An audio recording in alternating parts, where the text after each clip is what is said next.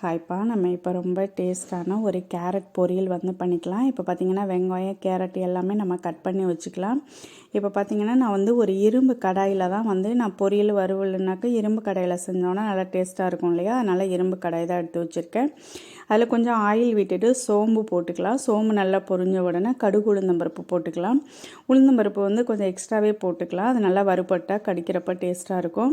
இப்போ பொடிசாக கட் பண்ணி வச்சுருக்க வெங்காயத்தை சேர்த்துக்கிறேன். வெங்காயம் நல்லா வதங்கின உடனே ஒரு ஸ்பூன் வந்து இஞ்சி பூண்டு பேஸ்ட்டு சேர்த்துக்கலாம். அது ஆப்ஷன் தான், நல்லா வாசமாகவும் ஃப்ளேவராகவும் இருக்கும் இல்லையா? அதுக்காக தான்.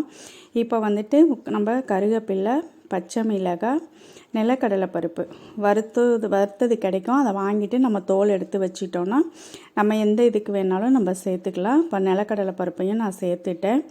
இப்போ அதையும் நல்லா கிளறிட்டு கொஞ்சம் மஞ்சத்தூள் போட்டுக்கலாம்.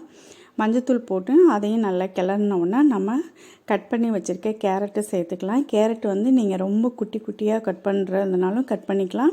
இந்த மாதிரி கொஞ்சம் பெருசாக கட் பண்ணுறதுனாலும் கட் பண்ணிக்கலாம். எங்கள் வீட்டில் சின்ன பசங்க கிடையாது, கொஞ்சம் பெரிய பசங்க தான். அதனால் நான் கேரட் வந்து கொஞ்சம் பெருசாக தான் கட் பண்ணியிருக்கேன். இப்போ பார்த்திங்கன்னா இதோட கொஞ்சம் உப்பு வந்து தூவிட்டு நல்லா தண்ணி விட்டு நல்லா வேக விட்டுடலாம்ப்பா.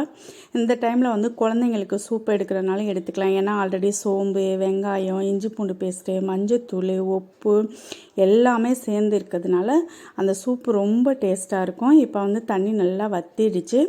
இப்போ இந்த டைமில் வந்து நம்ம தேங்காய் பூ சேர்த்துக்கலாம்.